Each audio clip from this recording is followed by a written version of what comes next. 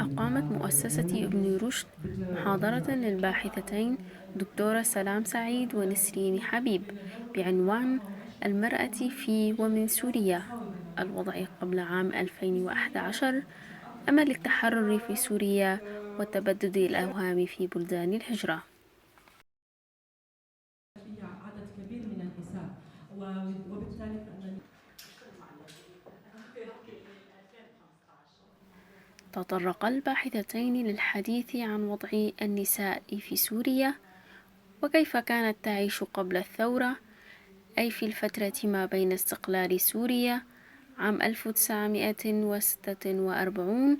وإلى اندلاع الثورة السورية عام 2011، وكيف كان وضعها الاجتماعي والسياسي، وكيف كانت حياتها اليومية، وما هو الخير الاجتماعي التي كانت تتحرك فيه بحرية، وما هي القيود الاجتماعية التي كانت تحكمها. عمل غير لائق مشان يعني غير لائق بمعنى مدفوع غير مدفوع بما فيه الكفاية يعني disinformed.